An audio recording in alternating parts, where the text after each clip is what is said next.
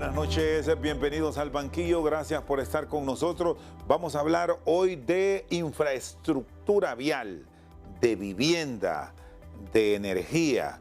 Están con nosotros los expertos que nos van a poner en panorama cómo está el país después de los fenómenos naturales que nos han afectado. Nos quedamos con la imagen de Sara, pero de igual forma ha seguido lloviendo. Y muchas zonas del país todavía están con dificultades porque no se ha revisado cómo ha quedado la infraestructura. Pero si vamos más atrás, esto es cíclico. Desde hace muchos años, tras el paso de temporales, es difícil que se vaya a revisar cada uno de los lugares en nuestro país donde se han registrado daños. ¿Por qué ocurre esto? El ingeniero Gustavo Boquín y Silvio Lario son miembros de la Cámara de la Construcción y hombres dedicados a estos rubros. ¿Por qué seguimos con los mismos problemas? Ingeniero Boquín, aquí se destruyó un puente, Saopín. Vamos a citar, este es el caso del puente de la Ceiba. Se invierten millones y millones en la reconstrucción y vuelve otro temporal en un par de años y vuelve a fallar. ¿Por qué razón? Buenas noches y gracias por estar con nosotros ambos. Buenas noches, Rosendo. Gracias por invitarnos a tu programa. Bueno, básicamente eso se responde con dos puntos importantísimos. Planeación a largo plazo y concientizar a la población de las consecuencias del cambio climático. Entonces, el puente Saopín fue diseñado en los años 60, fue construido y empezó a dar servicio, pero en aquel momento se diseñó para soportar las condiciones climáticas de los años 60 y 70. Si vemos el fenómeno de Eta Iota, en el cual falló una de sus placas, se hizo las correcciones, se arregló, se puso en funcionamiento 6 meses después, pero las columnas siguientes estaban diseñadas para el tiempo de los años 60, 70, 80, no para estos grandes vendavales que tenemos en este momento. Sara llovió un 12% más que Eta Iota. Entonces, nosotros no nos podemos dar el lujo como sociedad, como pueblo hondureño, de construir puentes indestructibles. Se diseñan con una estadística que predice o trata de predecir el mayor fenómeno que va a suceder en 50 años. Por desgracia, en Honduras se han dado 3 fenómenos punta en un periodo de 5 años. Entonces, ¿cómo podemos evitar esas cosas?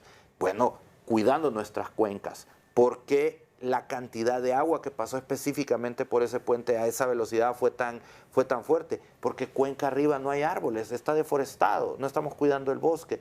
Todo eso hace que ese puente sufra más y por eso se cayó la pilastra siguiente. Entonces, ahora el gobierno tiene que arreglar esa pilastra, hacer la reparación que corresponde para habilitar lo más rápido posible y posterior a esto, hacer las reparaciones y las contenciones necesarias para que ese puente vuelva a funcionar. ¿Y esto por lo menos cuánto lleva en una obra de esta envergadura para tener la garantía de que la circulación, que es alta, no va a continuar generando daños, no en tiempo de invierno, sino en el verano y en el resto de la temporada del año? Bueno, en el caso específico de este puente es como un paciente que está grave. Lo primero que usted tiene que estabilizarlo y eso es volver a construirlo, volver a poner ese sector que se cayó, volverlo a poner en funcionamiento. Eso se puede hacer en 6 meses. Ya está probado en el caso anterior que en 6 meses se puede hacer. Entonces, una vez que eso esté hecho, hacer los estudios para ver qué mejoras se le hacen al puente, qué protecciones se ponen en ese puente para hacer que sea más resistente y nos dure más tiempo y un mantenimiento general. Después, ver si hacemos un tercer puente. Ahorita hay en funcionamiento uno, a ver si se hace un tercer puente para hacer los 4 carriles, ver si es conveniente. Pero al final lo que yo te quiero decir, Chendo, es que nosotros necesitamos como país una planificación a 25 y 50 años. Nosotros como Cámara Hondureña de la Industria de la Construcción lo que recomendamos es hacer un levantamiento, un inventario nacional de nuestra infraestructura, determinar en qué condiciones están y en base a eso hacer programas de mejora, cambio, reposición o construcción de la infraestructura que necesitemos para desarrollarla en los próximos 50 años. Eso no lo vamos a poder hacer en 10 años ni en 5 años porque es demasiado dinero. Pero si nosotros tenemos la planeación estratégica para que nuestra infraestructura se convierta en una infraestructura resiliente día con día, vamos a ver que estos fenómenos que nos atacan van a tender a generar menos daño poco a poco. Dentro de 25 años van a caer esas cantidades de agua enormes, pero nuestras infraestructuras van a ser más resilientes y van a estar mejor preparadas para resistir. Tenemos esa planeación, sabemos cómo está la estructura del país, independientemente de los daños que causó Sara, que es el último fenómeno natural de magnitudes. Ingeniero Silvio Lario, buenas noches. Buenas noches y un gran saludo a la inmensa teleaudiencia que tiene este programa tan prestigioso alrededor del mundo. En efecto, pues el gran problema que tenemos en el país siempre ha sido la planificación técnica y financiera. O sea, la parte técnica es creo que una de las principales porque la financiera se puede resolver a través de cooperación internacional o sobran medios para poder atender la misma. Pero lo que es la parte técnica siempre ha sido nuestro talón de Aquiles. Eso ha sido, digamos, prácticamente una de las batallas que como Cámara de la Construcción siempre hemos tenido. Número uno, ¿cuándo se va a hacer el periodo de lo que es el mantenimiento? O sea, todas esas obras que tienen que ser mantenimiento rutinario, preventivo, no solamente es decir, aquí se construye una obra, se va a inaugurar y adiós. Así es lo que ha pasado tradicionalmente, todos los gobiernos, ¿verdad? Creo que lo que ha pasado siempre en las instituciones hay técnicos responsables que hacen las sugerencias, que tal vez ellos en su mejor esfuerzo están llevando cierta información, pero creo que de todas maneras nosotros deberíamos ser responsables en el sentido de mantener esa información actualizada, al día. Después de una de estas tormentas, ahorita es importante que se haga esa recopilación de información a nivel nacional. No solamente lo tiene que hacer la CID, tenemos alcaldías, tenemos mancomunidades, todos tienen que retroalimentar, colaborar y en los casos más críticos, obviamente, hacer una evaluación más puntual, más exhaustiva para ver en relación a los daños o al tipo de medidas que hay que tomar al respecto. Mira, nosotros siempre hemos seguido, digamos, con las técnicas tradicionales de diseño. En base a todo lo que está dándose ahorita con lo del cambio climático, en los cuales los ríos ahora las corrientes son más intensas, son más fuertes, más destructivas, entonces obviamente también tenemos que poner las barbas en remojo y ver qué posibilidades hay de cambiar técnicas. ¿Qué me refiero yo con esto? Bueno, tú has visto el puente del río Choluteca, el puente colgante, construido antes de la Segunda Guerra Mundial. A pesar de todos los impactos y de todas las situaciones que se ha dado con las crecidas, tormentas, huracanes, el puente ha resistido, ¿verdad? Pero fueron otros tiempos construidos por los norteamericanos en aquellos días. Pero nosotros ya en la actualidad podríamos tener la capacidad como empresas, como técnicos, hay formidables ingenieros profesionales de la ingeniería civil y en todo lo que corresponde a la electromecánica para poder desarrollar, emular ese tipo de tecnologías en las zonas que así lo ameriten. O sea, esto estamos hablando a largo plazo, una planificación a largo plazo. Ahorita atendamos lo que corresponde para habilitar los pasos y dejemos, digamos, de estar construyendo bajo la misma visión que siempre hemos realizado. Tenemos que cambiar un poco también el tipo de puentes que vamos a desarrollar. Esto lo hemos discutido con técnicos, con profesionales dentro de lo que es la materia y es lo que ellos también están visualizando. Ahora, aquí hay un elemento que es innegociable. Ustedes me dicen que sí tenemos los profesionales, las capacidades para desarrollar estas obras. Lo que falta es plata, estamos claros, porque las inversiones no son de centavos, son de millones y millones de dólares, si lo queremos poner en eso para tener estas obras. Pero si haces la gestión correcta con los organismos internacionales, te la prestan. Si haces la gestión correcta, como debe ser, debido proceso, para eso perfectamente te pueden prestar los organismos. Y otro tema, Shendo, si nosotros tuviéramos una programación a largo plazo, a 50 años, nosotros sabríamos qué atacar poco a poco. Y voy a hacer la analogía de un hogar hondureño. Cuando las personas compran su primera vivienda, la familia se pone de acuerdo. ¿Y qué es lo primero que hacen? El cerco. ¿Y qué hacen después? La cocina. ¿Y qué hacen después? El primer cuarto de ampliación. Y llevan un orden. ¿Qué nos ha pasado a nosotros? Que como no tenemos esa planeación como nación a largo plazo, viene el presidente A y toma la decisión de hacer puentes. Y viene el presidente B y toma la decisión de hacer escuelas. Y no hay una continuidad. Y te voy a dar el mayor ejemplo que hay en Honduras. Nosotros en los 90s o finales de los 80 era una costumbre, hasta hacíamos la mofa, de que la Lima se inundaba todos los años. Se abre el canal Maya y nos olvidamos por 25 años de las inundaciones en la Lima, hasta que vino ETA y OTA. El canal Maya era un programa que existía, que ese era el alivio para darnos un tiempo de 25 años para construir las represas. Hoy, 25, 30 años después, no tenemos las represas. El canal Maya cumplió su función. Los que no cumplimos nuestra función fuimos todos como sociedad hondureña que no hicimos las represas. ¿Por qué? Porque de gobierno en gobierno no se priorizaron las represas y hoy el resultado es que no las tenemos. ¿Qué es innegociable revisar ahora? Porque estamos hablando de planeación, de establecer qué daños han dejado estos fenómenos naturales y que por la naturaleza de los funcionarios que llegaron a las instituciones donde deben tomar decisiones, pero no se hicieron, pero ahora es un buen momento. ¿Dónde hay que ir a revisar? Todo, toda la infraestructura. Pero sabemos que, dadas las circunstancias del país, ingeniero Boquín y Hilario, es imposible llegar a todo Honduras. Entonces, sectoricémonos. ¿A dónde deben ir? Mira, por eso te decía yo al inicio de que aquí se tienen que involucrar alcaldías, mancomunidades, ¿verdad? Porque no, INSEP sola no va a poder. INSEP tiene sí tiene serios problemas en relación al personal, a sus técnicos, tiene capacidad limitada, pero las alcaldías pueden apoyar. Entonces, en la manera que se vaya recopilando información y se vaya viendo cuáles son los puntos más críticos, entonces atender esos puntos críticos. Empiezas a priorizar. Correcto, priorización. Pero tenés que tener una foto ahorita global de cómo está la situación y a partir de esa foto vas a decir, y vamos a temas económicos, porque la ingeniería también es costo-beneficio. Entonces, analizamos toda nuestra infraestructura, sabemos que todo está en malas condiciones, que la tenemos que mejorar, pero empezamos a priorizar y decimos, ok, ¿qué produce dinero? El café.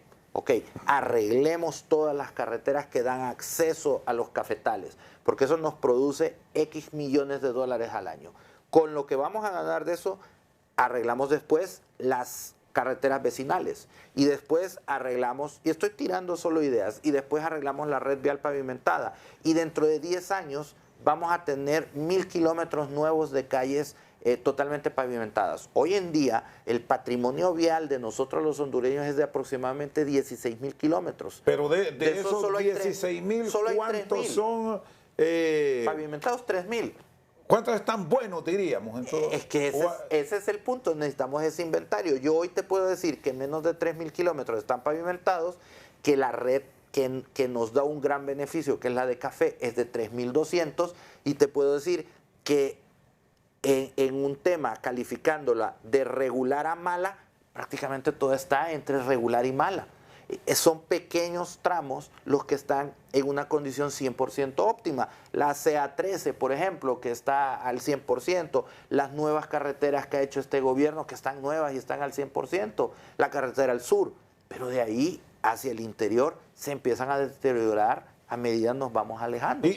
Bueno, insisto en esto porque, visto este planteamiento del ingeniero Boquín, hay que revisar entonces cómo está la situación del Paraíso, que es un gran productor de café, y ya sabemos cómo está la carretera del Paraíso. Hay que revisar Comayagua, otro productor. El mayor productor de café. Sí, y si vamos a tener el registro de lo que dejó la tormenta tropical Sara, debe ser una prioridad. Colón, Atlántida, un sector de Lloro y Cortés. Y me detengo ahí. Son las zonas, y sobre todo porque abarcamos el Valle de Sula, de la mayor productividad de Honduras. Sí, eso es lo que nos dice el sentido común, que es el menos común de los sentidos para mí, que tenemos que atacar. Pero la técnica, tenemos que hacer un estudio. ¿Cómo hacerlo para que no se repita? Exactamente. Porque usted me decía, ingeniero Boquín, que hay que ver muchos factores como la reforestación, qué pasó con las cantidades de agua, que recibieron estos puentes, sobre todo Saopín y otros que están dañados, que se construyeron hace muchos años. Pero aquí podemos ver otra variable. Se han construido puentes en los últimos 5 años, que se supone ya tienen técnicas avanzadas de las que decía Silvio, pero viene una crecida de un río y se la lleva. Ahí están los ejemplos, ahí en la costa de los Amates. Sí, la Costa de los Amates es un caso particular que fue un proyecto licitado, diseño y construcción, llave en mano, y fue una falla. No estamos exentos a que hayan obras que puedan tener un problema y puedan fallar, pero no por eso vamos a satanizar toda la técnica y la academia. La técnica y la academia es la base del desarrollo. Entonces, nosotros debemos de generar nuevos diseños en base a nuestras necesidades y a nuestras condiciones presentes y con un grado de futuro, que eso se saca de una forma estadística. Entonces, ahí es donde debemos de aprender de eso, reforzar todo lo que es nuestra infraestructura. Pero en el tema, por ejemplo, de la deforestación, nosotros también podemos decir, hay que hacer represas río arriba, que te van a dar 3 beneficios. Número 1, te van a ayudar a controlar las inundaciones. Número 2, te van a garantizar el sustento hídrico de toda esa zona. Y número 3, en algunos casos pueden ser marginales, pueden tener una generación eléctrica marginal que tanto necesita el país. Pero eso sale de un plan estratégico. No es porque a mí se me haya ocurrido, yo se los venga a presentar ahorita, sino que al hacer la evaluación de país podemos ver nuestros potenciales hídricos controlando los ríos en base a embalses que al construirlos van a generar riqueza y van a generar trabajo, y eso a futuro va a hacer que los puentes no lleguen esas cantidades abrumadoras de agua que los terminen de deteriorar. Porque un puente, ustedes pueden construir un puente, la gente siempre hace la pregunta, ¿por qué no hacen un puente que no se caiga? Porque es demasiado caro y no lo podemos pagar. O sea, podemos hacer el mejor puente de los mundos y un puente blindado, pero no hay dinero para pagarlo. La ingeniería trata de hacer eso, racionalizar los recursos, que podamos tener la capacidad de conducirnos del punto A al punto B en la forma más eficiente y económica. Pero como ente conocedor de la materia, sí hacen la sugerencia. O estamos con aquel hecho que ha sido lamentable en la historia del país, que, bueno, como fuimos a una licitación, nos vamos por la más barata y muchas veces no importa la oferta, lo que queremos es cumplir que hicimos ese puente, que hicimos una escuela, porque tiene que ver con infraestructura y ya estuvo, pero no vemos la calidad. Es que la base es que nuestra ley de contratación del Estado, que ya está obsoleta, premia al precio más bajo. Entonces, eso es muy difícil a la hora de valorar calidades, porque el funcionario público, ahí hay un área gris que nunca se ha podido definir bien. Un funcionario público toma la decisión de dar una oferta por temas de calidad al tercer lugar, que está en relación al costo, y es cuestionado. Sí, porque el gran problema que hay es que si se fue por una que de pronto consideró mejor, pero no era la más baja, viene la acción legal, pero el cuestionamiento. Nuestra ley tiene ese problema. Pero hay un punto también, ¿verdad?, que siempre hay que aclararlo, que tú vas a ver, digamos, el rango de diferencia que hay entre la oferta más baja y la siguiente, la inmediata siguiente. Si vos ves que es abismal o que es considerado hay algo ahí. Es correcto. Entonces tú dices, ahora, si ves de que los rangos pueden andar racionalmente iguales, entonces pues podría jugar el tema, digamos, de escoger la primera. Entonces, pero ¿pasa eso o no? Siempre se quedan con la última. No, ahorita también se ha estado conjugando en el sentido de valorar más la calidad también. Se ha hecho, ahorita se tiene la política, que no mucha gente está de acuerdo con eso, de hacer un análisis sobre los precios y llamar al constructor y decirle, a ver, y eso lo permite la ley, demostrame que la puedes hacer. Ya en el caso en que ellos analicen que esta persona o esta oferta se puede realizar, lo único que les permite la ley es pedirle el doble de la garantía. Pero no tenemos dentro de la ley y dentro del reglamento una normativa específica para valorar las ofertas según el tema calidad. Se enfoca a precio. Muy bien. Gustavo Boquín, presidente de la Cámara de la Construcción, y Silvio Lario, director ejecutivo de esta institución privada. Vamos a una pausa y ya volvemos.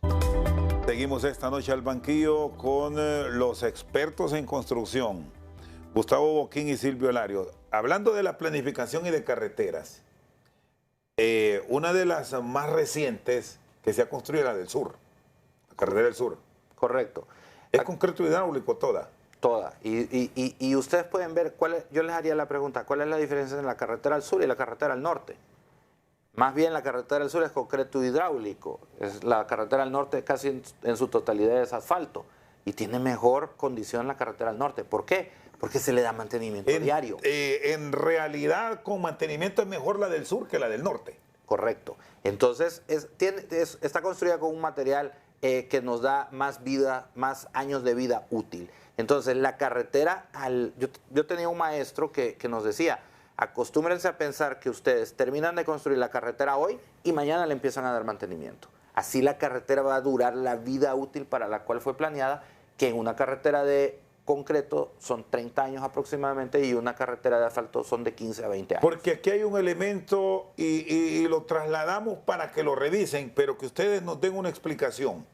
La carretera al sur, a la altura del desvío de Reitoca, por la zona de la venta, ya se está hundiendo. ¿Sí? Y se está, bueno, vamos a usar el término popular, nosotros decimos se está rajando, no sé cómo es el término de ingeniería, pero ya se nota y es a simple vista ya detectable. ¿Qué hacer en un caso como esto? No sé si se puede rescatar o cómo se trabaja para que ese daño de la carretera del sur, y estamos dando el sitio puntual, no vaya a generar gastos millonarios al país. Vuelvo a hacer la analogía, es como cuando una persona le da gripe, se cura con unas pastillas fáciles y si no se cuida la gripe puede desencadenar un problema pulmonar y tiene que usar antibióticos. Lo mismo es con las carreteras. Cuando ustedes vieron que esa carretera se fisuró, la pastilla se fisuró, el peor enemigo de las carreteras es el agua. El agua mata a una carretera, es el cáncer de las carreteras. Entonces, si esa carretera se rompe, entra el agua por esas fisuras hacen una cuestión que se llama transportación de finos y ahí la carretera falla. O malas juntas. O las juntas se separan y falla. Entonces, si esa carretera tuviera el mantenimiento preventivo adecuado, el que pasa por esa carretera supervisando hubiera detectado la fisura, apenas hubiera salido y se manda una cuadrilla que aplica un sellador de silicón y se arregló el problema, no se hubiera hundido. Pero si no está esa vigilancia que hablábamos, esa fisura empezó con algo mínimo y ya visto lo que hoy se observa en ese sector, ya es bien difícil salvarlo. Correcto. Hay situaciones en las cuales, por ejemplo, por formaciones geológicas específicas en determinados tramos de las carreteras, hay fallos masivos porque el material cercano pesa mucho o hay una falla geológica, como en el caso de Cucuyagua, condiciones muy especiales. Pero en términos generales, en una carretera que va sobre una ruta que no tiene fallas naturales detectadas, ¿qué es lo que hay que hacer? Darle mantenimiento, mantenerlas, repito, el agua es el peor enemigo. Limpieza de las cunetas, limpieza de las áreas de los hombros de la carretera para que el agua drene, mantener la superficie de rodadura con la menor cantidad de grietas posible, con los sellos adecuados, y esa carretera va a dar, les garantizo que va a dar su vida útil. ¿Qué pasa, Silvio, hablando de este término que nos introdujo el ingeniero Boquín, en el sector del oriente del país, la carretera del Paraíso? Por problemas de agua, y eso yo lo conozco sin ser ingeniero, la zona del Chagüite, aquí donde están las eloteras, hace más de 40 años ahí se hunde. Y se ve a simple vista también. E insisten las autoridades en seguir reparando. Cuando algunos técnicos que alguna vez, también de la Cámara de la Construcción, que hemos hablado que lo que recomiendan ahí es un puente o desviar la carretera por otro sitio, porque ahí... En este sitio es demostrado, se han gastado millones y millones e insisten en continuar con ese trayecto ahora que se está en proyecto de ejecutar una nueva carretera. Bueno, es que ese es uno de los grandes problemas o deficiencias que tenemos nosotros también en lo que corresponde a planificación. Mira, te voy a contar una cosa. Estamos nosotros ahorita como Cámara impulsando una idea que es el Consejo de Infraestructura, el Consejo Nacional de Infraestructura, en la cual va a haber participación, tanto de lo que es gremios profesionales, gremios empresariales, en este caso la Cámara Hondureña de la Construcción, representantes también, digamos, gente notable o técnicos, pero gente que pudo haber sido y haya demostrado ser un buen ministro de lo que corresponde al área de la infraestructura para que puedan participar. Para planificar no solamente nuevas inversiones en base al impacto o a las necesidades del país, verdaderas necesidades, sino que también en lo que es la planificación del mantenimiento, que es lo que más adecuado para determinada zona. Tú estás en lo correcto de que hemos estado año tras año haciendo lo mismo y estamos viendo de que es el mismo problema. Si seguimos haciendo lo mismo, vamos a tener el mismo problema, vamos a seguir invirtiendo. Ya pudo haberse solucionado a través de esa técnica de hacer algún puente. Entendemos de que hay fallas en determinados lugares donde el agua genera ese tipo de situación horrible para la infraestructura, ¿verdad? Pero si tú no planificas, si no cambias lo que estás haciendo en la actualidad, vamos a seguir teniendo el problema. También en el lado de Tatumbla. De lo que vas para allá, siempre ha habido un deslizamiento donde había un famoso hotel por ahí, ¿verdad?, que se deslizó y creo que al final todo se perdió. Entonces, tenemos que mejorar, o sea, no seguir haciendo lo mismo. Que por cierto, esa zona se corrigió. Se corrigió. ¿Verdad? Entonces, tú puedes ver la práctica que se implementó ahí y por qué no la podemos implementar allá. Entonces, no solamente, no hay que dejar digamos, la Secretaría de Infraestructura, lo que es el gobierno, también tiene que dejar ayudar. Y precisamente en eso consiste lo que queremos nosotros crear, que es en conjunto, es una idea que estamos desarrollando con el gobierno, con el Consejo Nacional de Inversiones, para poder mejorar esa seria deficiencia que tenemos nosotros en infraestructura, colaborar con la CID, colaborar con la presidencia, colaborar con todo lo que es el desarrollo del país. Bueno, y aquí hay otro elemento. ¿Por qué se tardan tanto los proyectos? ¿Quién falla? Aquí le hemos consultado a las autoridades, pero ustedes que ejecutan, que tienen las empresas, bueno, no sé si les han metido de maletín, porque esto siempre es un problema que se ha enfrentado. Pero un caso, esta carretera para el oriente del país, hay un tramo de Villanueva a Tatumbla que ya tiene casi 3 años, son que 8 kilómetros máximo, y nunca se termina. Mira, Chendo, ese es un problema estructural de país. Entonces, en el caso específico que tú me dices, uno de los principales problemas fue que no se liberó el derecho de vía. Si te fijas ahí, la gente se ha metido, te estás refiriendo a la salida de Villa... Sí, desde Villanueva. Villanueva para allá. Entonces, vos que pasás por ahí, te das cuenta que la gente ha invadido el derecho de vía. Entonces, rectificar el derecho ojo, de que vía... este es un territorio del Estado. Correcto. Pero aún en la CA5, que es la carretera Orgullo Nacional, cuando vas para San Pedro Sula, vas a ver 4 puntos específicos que la carretera se hace de 2 carriles, porque está invadido el derecho de vía. Y hay cosas que son hasta una locura. En el lago de Yohoa hay un derecho de vía que no se ha podido hacer los 4 carriles porque hay una reivindicación de las comunidades indígenas. Y hay un juicio en proceso que tiene más de 10 años. Entonces la arteria, la columna principal de nuestro país, tiene 4 mordidas por condiciones de libramiento de vía que el gobierno no ha podido sanear en más de 15 años. En la Guama se llama, ahí había hasta una iglesia evangélica ahí metida en el derecho de vía, que no la han podido quitar. La parte subiendo para el lago Yohoa hay un taller mecánico que ahí está. Y en el lago Yohoa hay una reivindicación de comunidades indígenas que no permiten hacer los 4 carriles. Entonces tenemos un problema estructural como país. Eso es la respuesta a por qué se tardan tanto los proyectos en desarrollarse en Honduras, aparte los permisos ambientales y todo lo relacionado con esto. Y por último, en el momento ya de la ejecución per se, el grave problema que siempre tenemos, la inconsistencia en los pagos. Entonces, la suma de todo eso, ahora, en este momento, como te dije la vez pasada que me diste la oportunidad de estar aquí, nosotros somos como la tarjeta de crédito del gobierno. Siempre tienen un saldo con nosotros.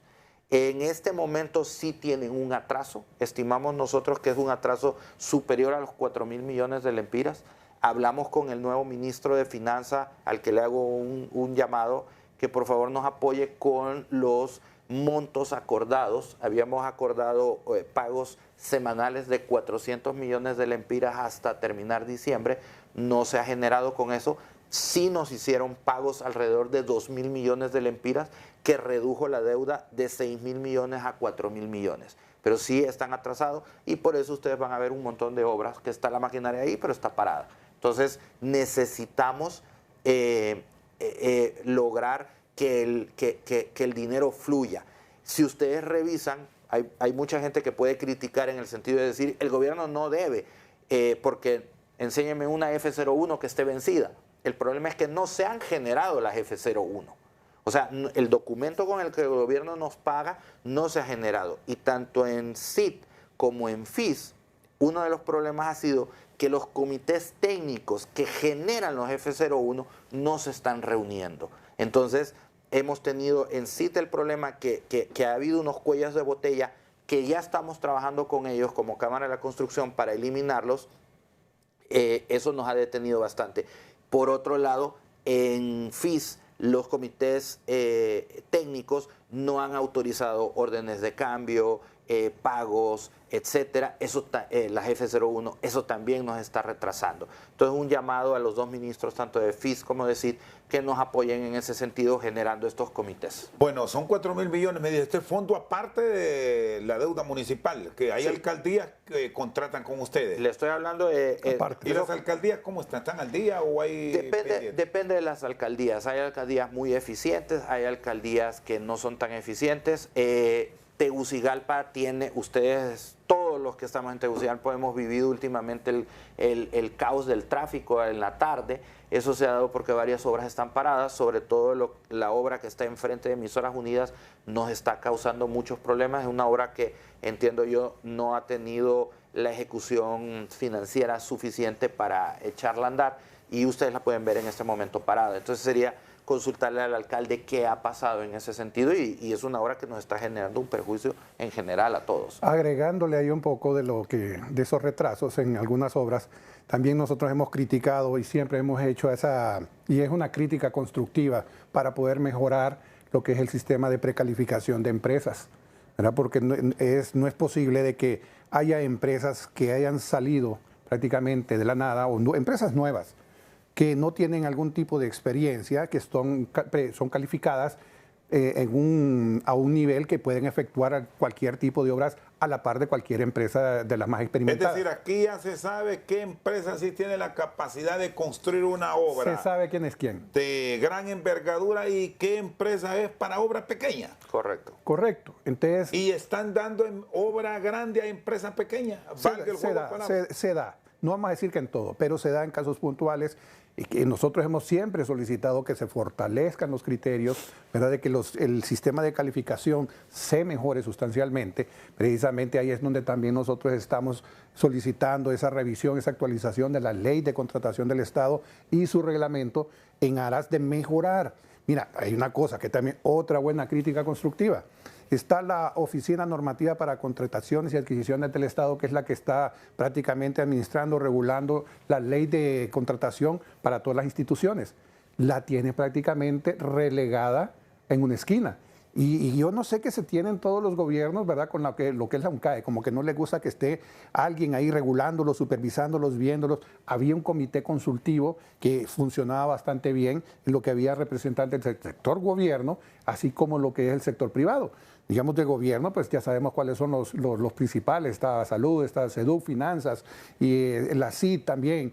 Y en el caso de representaciones del sector privado, está el Consejo Hondureño de la Empresa Privada, la Cámara Hondureña de la Industria de la Construcción, la Cámara Hondureña de Empresas de Consultoría, Colegio de Ingenieros Civiles de Honduras, con lo cual pues nosotros permanecíamos vigilantes en relación a los procesos, a las críticas, a la mejora continua que se le podía dar.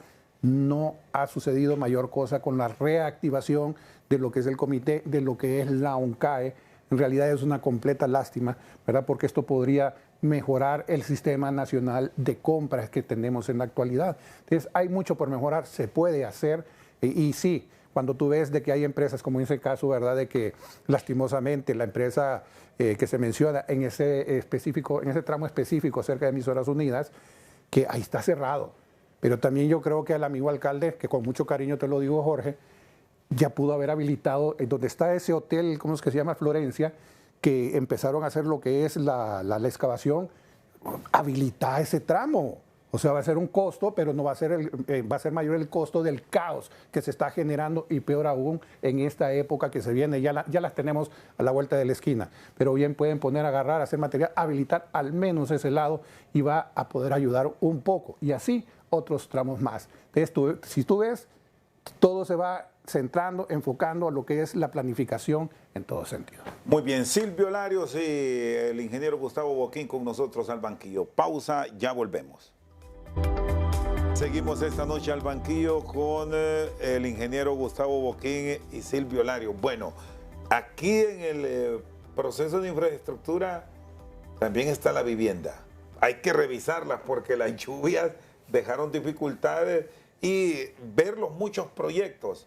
¿Por qué se han tardado tanto en verdaderos programas de desarrollo de vivienda?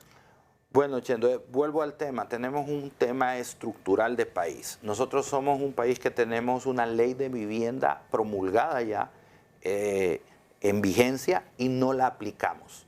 La ley manda, por ejemplo, ordena crear el Ministerio de Vivienda y no se ha hecho. Seguimos teniendo una administración a nivel de una jefatura dependiente del FIS que no tiene los poderes necesarios para apoyar el desarrollo de la vivienda de Honduras. Hoy, en este momento en que estamos hablando, tenemos un déficit habitacional de 1.600.000 viviendas. Es un estimado de un estudio que hizo la Cámara Hondureña de Industria de la Construcción este año.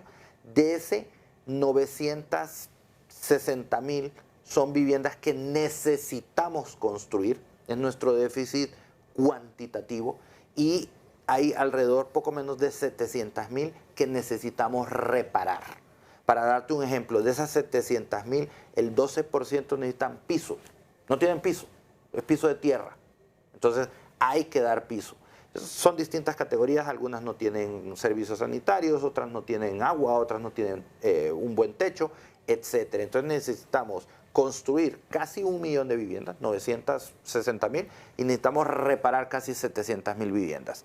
Dicho esto, estamos muy tristes. ¿En estos números se incluyen las escuelas? No, estamos hablando solo de vivienda. O sea, las escuelas son otra historia. Una historia diferente. Correcto. Ahí estamos hablando de más o menos 12.000 unidades que tienen que ser reparadas. Entiendo yo que el gobierno en este momento ha reparado alrededor de 2.000. Todavía le queda un gran reto por reparar el próximo año de escuelas, pero en vivienda específicamente nuestro déficit habitacional ya brincó a 1.600.000 viviendas. Y estamos muy tristes porque una iniciativa como la que tuvo en el primer año de gobierno la presidenta Xiomara Castro dio un impulso a la vivienda. Y fue el primer año en que en Honduras se construyen poco menos de 30.000 viviendas al año. Ese es el otro punto, formal. Porque opciones de vivir de forma vertical podría ser considerado, pero aquí al hondureño no le gusta mucho. Pero vamos a ir migrando a eso. Yo ahí a veces me enojo cuando la gente menosprecia que el hondureño pueda vivir en edificios de apartamentos, si es lo que se hace en todo el mundo, cuando bien puede manejar un celular inteligente, y somos una de las sociedades más digitalizadas que hay en ese sentido. Yo lo que quiero traer aquí es que en el programa de gobierno del actual gobierno, el primer año fue un éxito tal que en los primeros seis meses consumimos el presupuesto de todo el año. Nosotros pensamos que íbamos a rebasar esa barrera histórica de las 30.000 viviendas y que íbamos a salir adelante. El primero y segundo año fue muy bueno. Nos acabamos el 2023 el presupuesto en julio. La presidenta me consta a mí que mandó una iniciativa al Congreso para ampliar el presupuesto de Banprovi, pero caímos en aquella parálisis legislativa que ustedes recordarán. En el 2024 iniciamos con un presupuesto muy bueno para Banprovi, pero el ministro de Finanzas anterior se tardó 4 meses en enviar el dinero a Banprovi, enviar la priorización de esos recursos, y cuando llega esa priorización llegó trastocada por él con condiciones que no podía cumplir la industria, y nos tardamos hasta septiembre en que hubo el cambio de ministro. No hizo caso. Marlon Ochoa. No hizo caso, entonces nos tardamos hasta septiembre para rectificar. El nuevo ministro ya entendió esa situación, tomó a bien hacer los cambios necesarios y ya estamos haciendo vivienda nuevamente. Esperamos que terminemos el año con alrededor de unas 12.000 viviendas. Quiere decir que en promedio dejamos de construir este año 20.000 viviendas y lo más irónico, teniendo el dinero. Tiempo perdido, hasta los santos lo lloran. Fue un tiempo perdido en lo que se pudo generar empleo, se pudo generar riqueza, se pudo alcanzar la meta. El programa de gobierno decía, creo, 80.000 viviendas, ¿verdad? Sí. Esa lo hubiéramos alcanzado en un cuatrienio, 80.000 casas. Eso es lo que estaba en el programa. Y se van a cerrar estadísticas. ¿En qué promedio? Ojo, 2025 es político y siempre hay distorsiones. Pues nosotros esperaríamos que si el Congreso Nacional toma bien darnos un presupuesto considerable para el sector vivienda, que es el mayor generador de empleo en la industria de la construcción. El 60% de la facturación de la industria de la construcción es vivienda, no es carretera. No, la facturación grande del sector construcción no está haciendo carreteras ni puentes, está haciendo viviendas. Vivienda es el mayor aglutinante de la mano de obra del sector construcción. Nosotros le damos trabajo más o menos de forma directa a 400.000 personas y generamos 4 o 5 empleos indirectos por esto. Ahora, aquí hay otro elemento. Se revisó recientemente la tasa de política monetaria. Y las tasas de interés se modifican automáticamente. ¿Cómo queda el sector con este cambio? Hasta ahorita tenemos notificación oficial de Banprovi que ellos no van a alterar las tasas. La idea es seguir con el programa de la señora Presidente. Y RAP también nos notificó que van a mantener esas tasas porque son instituciones que tienen un componente social y el sentido de ellas, el ser de ellas es dar vivienda. Entonces van a sacrificar ahí un poco el tema de rentabilidades para seguir ofreciendo esos productos de vivienda, sobre todo a la población de recursos más limitados para poder construir vivienda. Pero aquí lo que hay que destacar es que si nosotros ya tenemos el dinero en ese fondo administrado por Banco Central, es de poner las condiciones adecuadas, tanto en la tramitología, que nos tardamos hasta 4 años en sacar un permiso de construcción para una urbanización en este momento, bajar esa tramitología y empujar el desarrollo de vivienda, porque de otra forma no lo vamos a lograr paliar. E insisto, lo irónico es que tenemos la capacidad financiera para poder apoyarlo. ¿Y quién tiene acceso a estas viviendas? Porque ese es el otro problema, que se puede resolver para una familia, pero cuando quieren adquirir la misma, vienen las dificultades por los ingresos. Sí, esa es una realidad, ¿verdad? De que te hacen un análisis de cómo la posibilidad de que tú tienes para poder calificar a que Banprovi te acepte dentro de ese programa. Bueno, cuando se dio lo que acaba de decir Gustavo en relación al cambio que se hizo por parte del ministro de Finanzas anterior, ¿verdad? En que las exigencias aumentaban, se salió gran parte del segmento o de las posibilidades de las personas, de muchas familias, de las posibilidades de poder adquirir. Ese fue el grito que nosotros pegamos, ¿verdad? Porque la realidad, el impacto que se tenía era sumamente drástico. Chendo, como está el programa de vivienda en este momento estructurado dependiendo del lugar, la zona del país, pero más que todo en la zona norte del país, una persona que gana 12.000 lempiras hacia arriba, porque tenemos que estar conscientes que estamos hablando de un programa de vivienda enfocado para las personas que tienen trabajo y el salario mínimo es de 12.400 lempiras. Esa es una persona que es sujeta de crédito, que puede acceder a una vivienda. En la zona norte del país, porque la tierra es más barata, porque la urbanización es más fácil de hacer, es más barata, ustedes pueden encontrar casas alrededor de 950.000 lempiras, 1.000.000 de lempiras. Esa cuota es de alrededor de 3.800 lempiras con las condiciones que está ofreciendo Banprovi. Pueden esas familias hacerse su vivienda básica para irla mejorando poco a poco. Pero en Tegucigalpa no hay un solo proyecto de vivienda social en este momento. ¿Por qué? Porque en Tegucigalpa la casa más barata que vas a encontrar ronda el 1.400.000, el 1.500.000 lempiras. Entonces eso te saca de la banda. Toda la gente que gana entre 12.000 y 16.000 lempiras es la que tiene problema de acceder en ese sentido a la vivienda. Y en Tegucigalpa, pues es el gran porcentaje de personas asalariadas que ganan entre 12 y 18.000 lempiras. Ese es el problema de la vivienda. Y si hay demanda Y si hay capacidad de pago, ¿por qué no hay vivienda accesible en Tegucigalpa?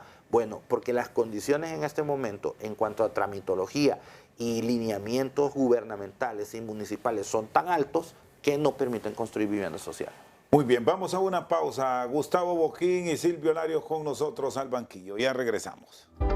Seguimos esta noche al banquillo. Bueno, hemos hablado de los procesos de construcción, de poner en marcha obras, pero tienen los trabajadores. Pregunto esto porque ahora encontrar albañiles certificados es cosa seria.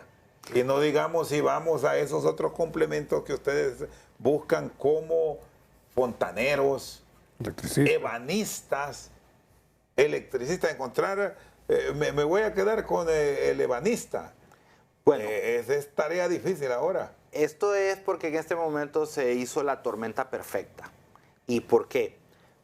En primer lugar, como les dije hace un momento, la mayor facturación de la industria de la construcción es vivienda. El mayor núcleo de generación de empleo es vivienda. Las carreteras no generan mano de obra masiva. Las carreteras lo hace un técnico que está operando una máquina. Y usted necesita más o menos 10 máquinas para hacer un frente de trabajo entre volqueteros y patroleros y todo. Entonces no es trabajo masivo. En cambio, una casa sí genera trabajo masivo. Entonces, estas personas, al no tener trabajo, al haber estado parada la industria de la construcción en el subsector vivienda este año, esta gente busca dónde trabajar, dónde ir a hacer una urbanización, dónde ir a hacer estas cosas.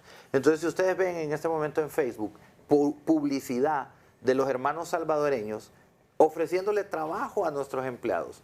Y dice, si usted es personal de construcción, de urbanizaciones y casas, venga a El Salvador, pagamos en dólares. En dólares. Y se van a El Salvador, no necesitan ni visa ni nada y se cruzan a El Salvador. Otra cosa que aunó a esto, antes la gente migraba a Estados Unidos, ahorita se están quedando en México, porque en México les dan permiso de trabajo. México está haciendo 5 megaproyectos donde sí necesita mano de obra calificada y masiva, la refinería Dos Bocas, el Tren Maya, el tren interoceánico, etcétera. Son como 5 macroproyectos. Nuestra gente se está yendo a trabajar ahí. Entonces, aparte de lo que Estados Unidos también jala. Eso ha hecho que en este momento cualquiera de los que están viendo este programa lo reto a que trate de conseguir un albañil y va a ser muy difícil. ¿Tienen estadísticas cuántos se han ido o por lo menos promedios que en base a lo que ustedes piden hoy encuentran o no encuentran, Silvio? Mira, pongamos un ejemplo, los edificios que está construyendo el ingeniero Ascona. Ascona ya ha creado inclusive su propia escuela, ¿verdad? Precisamente por lo mismo, y está mejorando las condiciones internas, ¿verdad? Como incentivo para que la gente no se le vaya. Lo que dicen los entes de migración, o sea, los que especializados o que apoyan en relación a este grupo de personas que se van, son entre 700 a 800 personas diarias que se van, ¿verdad? Y ahí va incluido, no tenemos una estadística exacta, ¿verdad? Pero tú estás viendo reflejado el problema en la demanda que existe en las diferentes obras. Cuando de repente una casa empieza a verse de que está construyendo, avanza bastante rápido y de repente de la nada se para porque las cuadrillas se le fueron, ¿verdad? Entonces es una cosa bastante seria. Nosotros como Cámara estamos en iniciativas y de hecho en la actualidad estamos intentando poner un programa en conjunto con el gobierno en el cual va a estar la Secretaría de Educación, va a estar el Infop también para poder colaborar con la educación de jóvenes a enseñarles un oficio con el cual ellos a la hora de graduarse ya puedan trabajar. Entonces nos beneficiamos nosotros como industria para poder reducir ese serio déficit que tenemos en lo que corresponde a la demanda. La gente siempre va a escuchar, siempre va a estar enamorada de esa idea, pero por lo menos nosotros estamos haciendo algo al respecto e inclusive con nuestra escuela de operadores de equipo pesado, que también se la ponemos a la disponibilidad a los señores alcaldes que tienen equipo y no tienen personal calificado para operarlas. Entonces nosotros les podemos colaborar a manera de que sea eficiente el uso de ese equipo. ¿Es más un trabajo para hombres o hay opciones para mujeres? Fíjate que súper pregunta la que haces. Nosotros tenemos una escuela de operadores de equipo pesado en la cual calificamos a la gente para que pueda operar retroexcavadoras, excavadoras, las 5 máquinas importantes de la industria.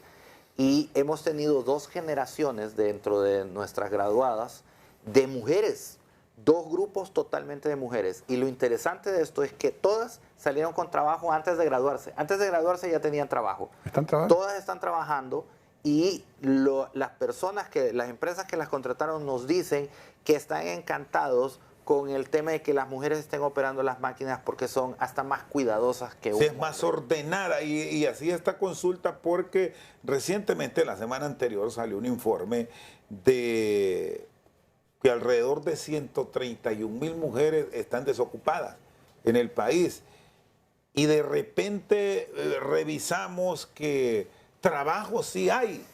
El problema es que No están muchos de capacitados. nosotros no estamos capacitados o no nos gusta ir a una actividad por lo que dirán, porque no sé si dentro de la construcción como tal, más allá de operar máquinas, pueden tener opciones algunas damas. Obviamente hay trabajos que por el uso de la fuerza no lo podrán desarrollar, pero hay esas oportunidades que se pueden generar. Definitivamente, y te sorprenderías de que algunas profesiones ganan un dineral, o sea, ganan una cantidad bien sustanciosa de dinero en base al trabajo por obra que ellos pueden realizar, como decir los tablayeceros, los que ponen cielo, los operadores de equipo pesado, varios operadores de este tipo especializado de equipo, ganan inclusive en algunos casos hasta más que los ingenieros. Tienen una calidad de vida y eso consiste en la certificación, la capacitación que nosotros podemos darles. Sí, hay las ¿Y posibilidades. cuánto tiempo lleva capacitarlo y que ustedes lo mandan certificado? 45 días para un operador de un tipo de máquina. Cada máquina que aprendes a manejar, porque tenemos simuladores de equipo, tú te sientas en los simuladores y aprendes a utilizar la máquina bajo un simulador certificado. Pareciese que estuvieras adentro de una máquina, te tardas 15 días en aprender a utilizar una máquina de estas. Y yo aprovecharía si me lo permite, Chendo, este espacio para invitar a todos los muchachos que se están graduando en este momento, que van a salir ya de su secundaria y que no quieren entrar a la universidad o no pueden entrar a la universidad y andan buscando un oficio que hacer. Yo los invitaría a que se acerquen a la Cámara Hondureña de la Industria de la Construcción a ver cómo es este sistema, que se matriculen en el curso y una vez que se gradúen, van a encontrar trabajo prácticamente de forma inmediata y se paga entre 30 y 50 lempiras la hora.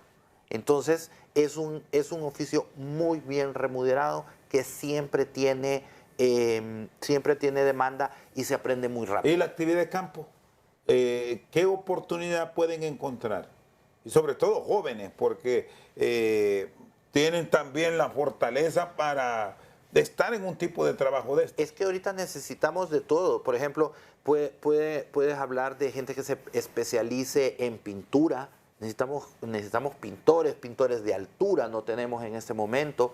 Esos edificios grandes, tú no puedes mandar a pintarlo a alguien, darle una brocha o un rodillo y subirlo a un piso 23. No lo puedes hacer. Esa persona tiene que saber ponerse un arnés de protección, tiene que tener una capacitación para pintar el edificio en forma eficiente. Y los institutos de formación profesional. No nos están generando el recurso humano que nosotros necesitamos.